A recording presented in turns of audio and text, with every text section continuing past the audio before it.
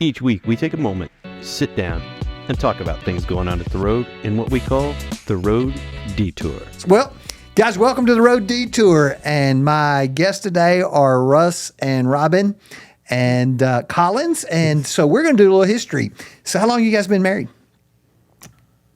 Since 89, yeah. In August, it's 34 years. Yeah. 34 years. Wow. Yeah. 34 We were young. years. We do not recommend that. We don't recommend it. How'd you meet? Church. Church. Church. Group. Okay. Russell, I was friends with Russell's sister, who's younger, and his brother that's older. And he said, "You need to meet my brother." And Russell was so busy in sports, I didn't even know there was a Russell. What sports were you playing? Football and wrestling at that point, yeah. Okay. All right. And so you guys met, dated, got married young? Yes. Very young. Yeah. Like, I was 17. okay. Yeah. But I wouldn't recommend it. I had lost both of my parents, so I had an inheritance. Really? Stop just a second. I had no earthly idea. How did you lose both parents? Well, it's a long story. This would be another podcast. My dad was paralyzed from the neck down. He had polio and died of congestive heart failure when I was 12. And then my mom died of cancer when I was 17. We're going to come back and do a podcast on that. Oh, it's... No joke. It is. But we had a house. So they left not a big inheritance, but so when we got married, we had a home. And You were miles ahead then. Mm-hmm. Yeah. Yeah. A paid off home. Now, we tried to destroy that later in life, but with debt, which could be another podcast. Yeah. And so then we were further ahead, and that's... So did you guys both, were you followers of Jesus when you met and got married? Yes. Okay, so that had preceded that. And give me just a little bit about how God moved you, churches you were a part of, kind of a spiritual testimony of where you guys have been and what you've done. So we grew up at the Del City Church of Christ. Okay. And went there. She went there longer than me. I probably started going back to church as a kid in 5th grade. Okay. We'd started playing ball and stuff, and Mom finally got tired of that. And then we got married. We continued to go there.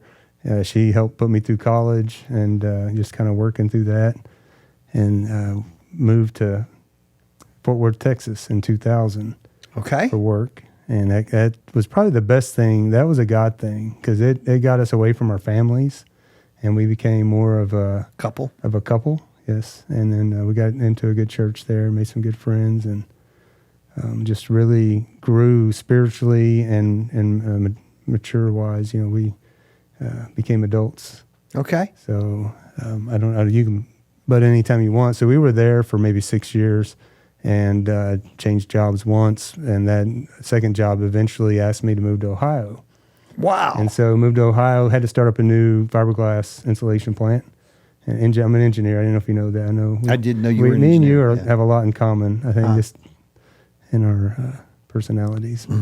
Anyways, we went to a Church of God there. We shopped around, wasn't sure where to go, and just really didn't know anybody there. And we weren't there maybe a year and a half, but really fell in love with that church, and really wasn't there long enough to fully understand everything that they believe in necessarily, but it just seemed it was different a little bit, but nothing there. I would go back there if we were to move back up. Mm-hmm. And we moved back home. Didn't really want to go back to our home church. We'd kind of grown a little bit, some little different thoughts maybe. I guess Life Church was probably the longest term early on.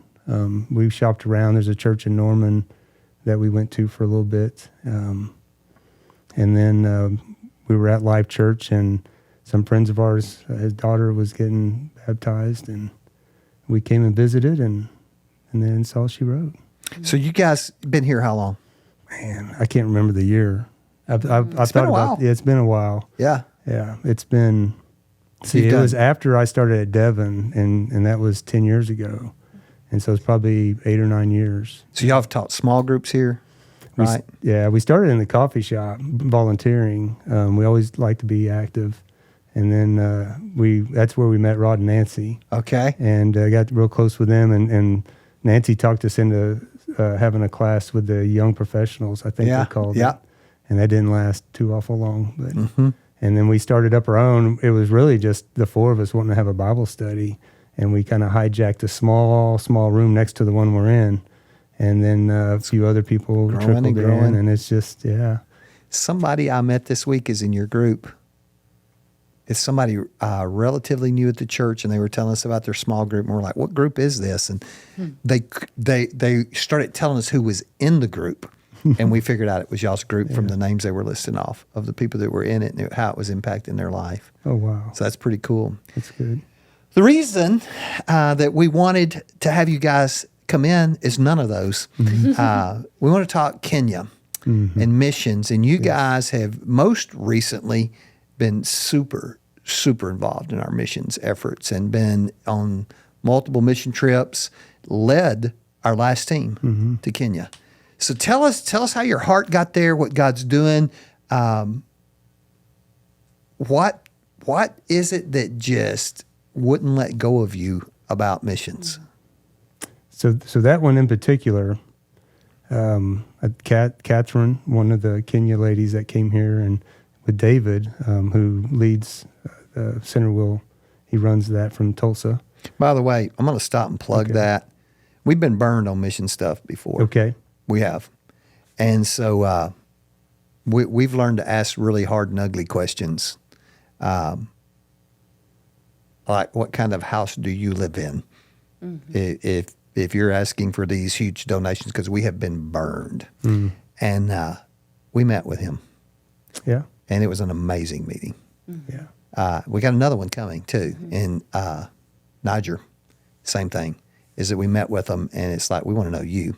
Yeah. And, I remember asking him, how much money do you make from this? You want to guess how much that is?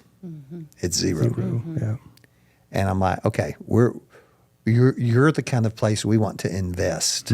So yeah, if you're looking, I don't care what church you're involved in, if you're looking for a place that's doing a great work, doing homes for people, Centerville. That's right. Centerville. But go ahead. Yeah, we love David and Sarah. They're great people. So they came and they were talking about it, and what grabbed me was they serve widows and orphans. And I'm like, you can't get any more out of the Bible than that. And James. Right? That's right, James 1:27. So that's what started me there. And then when we went to visit last June, man, just the kids is really, I love the widows program there and have grown to love it even more. But the kids, we actually got to stay at the orphanage. That was one of the first groups that got to do that. They built a guest house there. And so we spent a lot of time with them. So we just fell in love. And, those kids need a lot of love. So So tell me, I'm gonna ask you, Okay. what was the most fun thing, best thing you walked? Maybe not fun, impactful thing. At from going to Kenya. You go over and they do, like, when you get out with the widows and they want to tell their story. You want to hear their story. And they're tragic. I mean, elephants plow their houses, and there's a great flood, and they lose 3 children in the flood. And they do not, they're real quiet. They put their heads down, and they just speak about it. But then when you say, what gives you joy? And they start talking about the Lord and what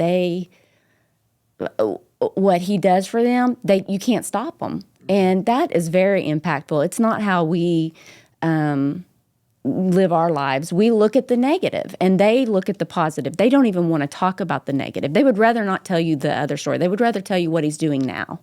And that is amazing. Like right now, even the kids, I was cuddling up to this little boy named Collins, and knew he just came to Centerville when we were there. And his little backstory is that he was a day laborer, 14 years old, and it was probably younger than that. His mom realized that she wasn't making any money, and she walked away.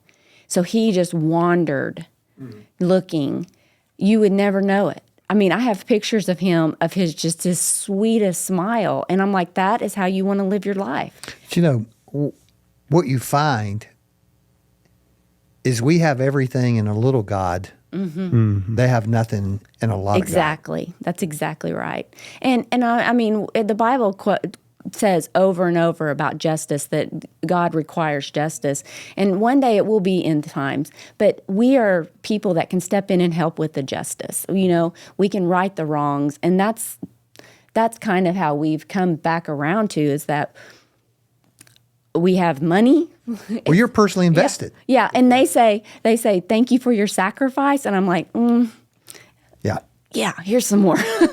So you have to think like that, and to be used by God to correct a wrong here that's on this earth and correct justice. You want to be in that. You want to be in that blessing. To hear you talk, the more you talk, your passion. Yeah. You start getting. I know. Yeah. I was like, how long is this podcast? But that's good. That's what I want. That's what I want our audience to get. How many people went on our last mission trip? There were 13, counting David and Sarah, and then there's a couple from Indiana that joined us, and a lady from Pryor, Oklahoma, which they went last year. That's where we met them. So how many people who went on the trip to Kenya had already been? From our church, just us. Just us two. Let me rephrase that, because another Vernon's went. And how many people have been to Kenya? Yes. Yeah. I know the Vernons have been. Vernon's went with my mama when she was 78. Went to Kenya. How old is she now? 80. She'll be 89 in September. That's amazing. Yeah. Yeah. She had just gotten out here and loaded up and went down and served, and got close to the Vernons. But what I guess one thing I'd like to see encouraged is people who've never been to go. Mm-hmm. Yes. Because it does reach out and grab you. I spent 16 days in India, and I needed a transitional period when I got back. It was so hard on me. It was the absolute poorest people I'd ever seen in my life. And I remember I'd gotten back. I went in June and got back. We were doing the 4th of July, and I went to get some fireworks for kids. And people were buying hundreds of dollars of fireworks.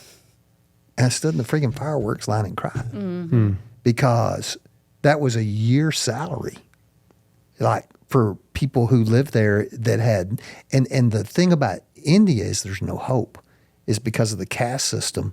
Once you're born into poverty, it doesn't matter if you're beautiful, talented. It doesn't matter who you know. That's all you will ever know.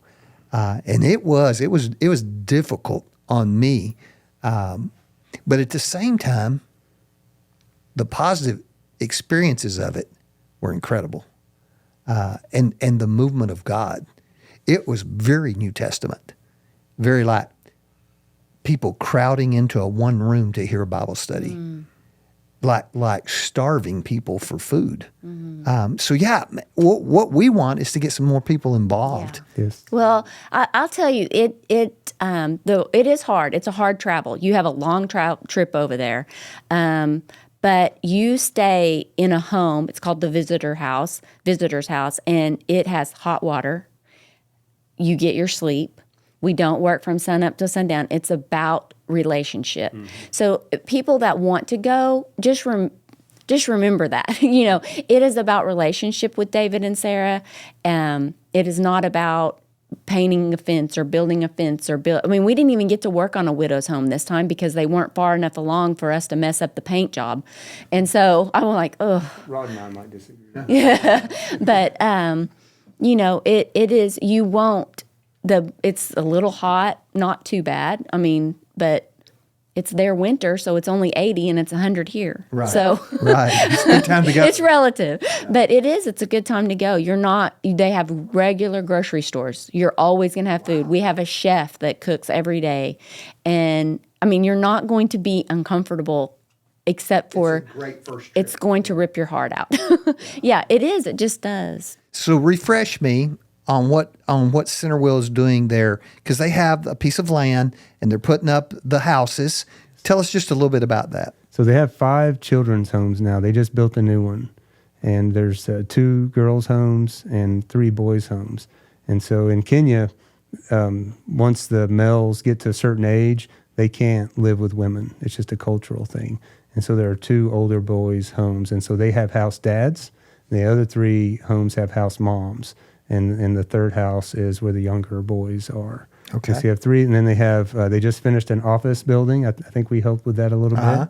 And so they have offices now. They were working outside. There was a little kitchen area in our guest house that they had a desk in with some computers and stuff. So now they have a legitimate office. There's a kitchen and a dining area. How much land do they have? It's a little more now. It's 7 or 11. 11 acres maybe, and they keep building on. And so they want to be self-sustainable. Or is that the word? Where they have their own chickens and cows and corn, and they have a milling area so they can mill for people, and they charge for that.